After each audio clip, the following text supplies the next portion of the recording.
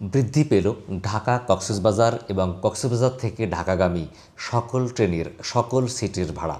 আজকের ভিডিওতে আমরা তুলে ধরব যে পূর্বে কত ভাড়া ছিল, ভাড়া বাড়িয়ে কত টাকা করা হলো, আসন প্রতি কত টাকা বৃদ্ধি পেয়েছে, একই সাথে এই ভাড়া বাড়ানোর যৌক্তিকতা কতটুকু, এসব বিষয়ে বিস্তারিত।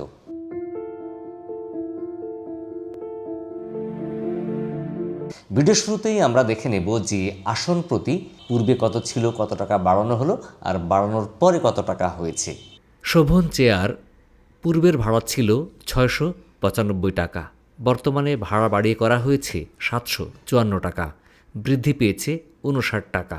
স্নিগ্ধা আসনে পূর্বে ভাড়া ছিল 1325 টাকা, বর্তমানে ভাড়া বাড়িয়ে করা হয়েছে 1443 টাকা, বর্ধিত হয়েছে 118 টাকা।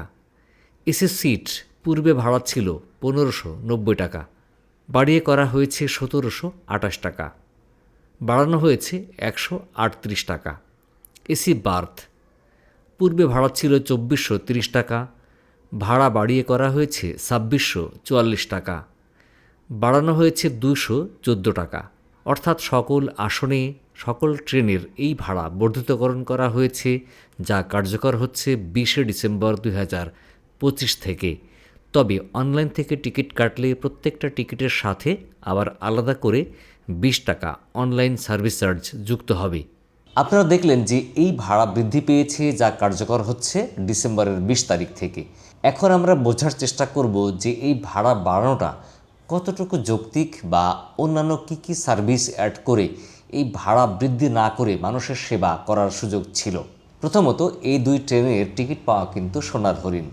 বাংলাদেশের যারা সাধারণ নাগরিক পর্যটক আছেন, যারা শুধুমাত্র ঘুরতে কক্সবাজার যেতে চান বা কক্সবাজার থেকে আবার ঢাকায় ফিরে আসতে চান, তারা কিন্তু সহজেই এই ট্রেনের টিকিট হাতে পেতে পারেন না।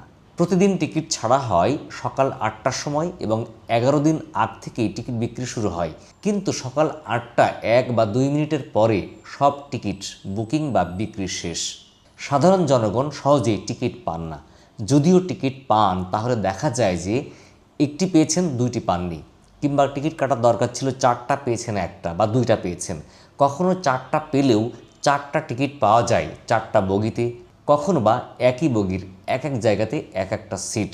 এর ফলে যারা পারিবারিকভাবে ভ্রমণে যেতে চান, অনেকের সাথে বৃদ্ধ, বয়স্ক বা শিশুরা থাকে, তাদের নিয়ে একসাথে পাশাপাশি বসতে পারেন না। ফলে যাত্রীদের হয় চরম ভোগান্তি। এছাড়াও আছে এই টিকিট নিয়ে নানা অভিযোগ। প্রথমত, অনেক অসাধু ব্যবসায়ী, অসাধু দালাল চক্র বা এই টিকিট ক্রয় বিক্রয়ের সাথে সংশ্লিষ্ট অসাধু কর্মকর্তাদের সুযোগ সাজসে এই টিকিটগুলো কালোবাজারি হয়ে যায়। দেখা যাচ্ছে যে আপনি অনলাইনে টিকিট পাচ্ছেন না, কিন্তু আবার এই সেম ডেটের সেম ট্রেনের টিকিট বিক্রি হচ্ছে অনলাইনের ফেসবুক পেজ, ফেসবুক গ্রুপ বা ফেসবুক প্রোফাইলে। এক ধরনের কালোবাজারি অসাধু ব্যবসায়ীরা তারা এই টিকিটগুলো ক্রয় করে চড়া দামে বা অধিক মূল্য নিয়ে টিকিটগুলো বিক্রি করছে। আবার অনেক সময় দেখা যায় যে একই টিকিট তারা একাধিক জায়গায় বিক্রি করছেন, ফলে যারা টিকিট কিনছেন তারাও প্রতারিত হচ্ছেন।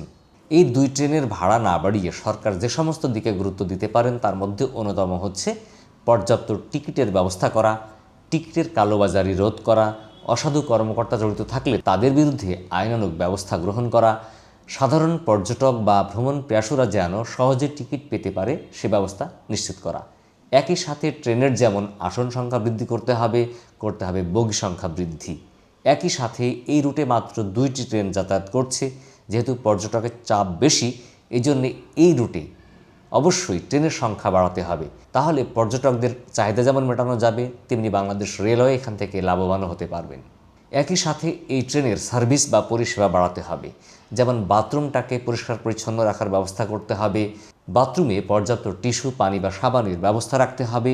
প্রতিটা বগিতে একজন করে অ্যাটেন্ডেন্ট থাকে। এই অ্যাটেন্ডেন্টদের ব্যবহার থাকে অপেশাদার এবং সম্পূর্ণরূপেই রূঢ় বা অমানবিক।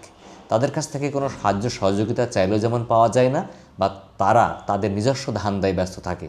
তারা মূল ব্যস্ত থাকে এই কাজে যে সিটটা খালি থাকে, বিশেষ করে ওই সিট কিন্তু বিক্রি হয়ে যায়। দেখা গেল ওই ভ্রমণকারী বা যাত্রী কোনো কারণে তার ভ্রমণ বাতিল করেছে, কিন্তু সিটটা এখন রয়ে গেছে, কিংবা সঠিক সময় সে ট্রেনটা ধরতে পারেনি, ফলে ওই সিটগুলো খালি থাকে। তো অ্যাটেন্ডেন্টরা চেক করায় ব্যস্ত থাকে যে কোন সিট খালি আছে, কোন যাত্রী এসে পৌঁছায়নি এবং ওই সিটটা কিভাবে বিক্রি করা যায়। তো ফলে তাদের এই ধরনের ধান্দাবাজির চিন্তাভাবনা থেকে বেরিয়ে আসতে হবে এবং এ বিষয়ে অবশ্যই সংশ্লিষ্ট কর্তৃপক্ষকে পদক্ষেপ নিতে হবে। এছাড়া কক্সবাজার স্টেশনে যে সমস্ত পরিষেবা চালু হবার কথা ছিল সেই পরিষেবাগুলো চালু করা জরুরি, যেন আমাদের সাধারণ দর্শনার্থী বা পর্যটকরা উপকৃত হয়।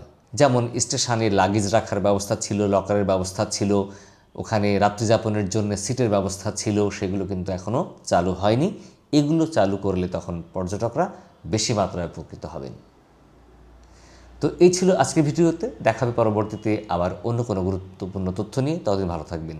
আমাদের ভিডিও ভালো লাগলে শেয়ার করে অন্যকে দেখার সুযোগ করে দিবেন। আমাদের চ্যানেলকে লাইক, ফলো করে এবং সাবস্ক্রাইব করে পাশে থাকবেন। আল্লাহ হাফিজ।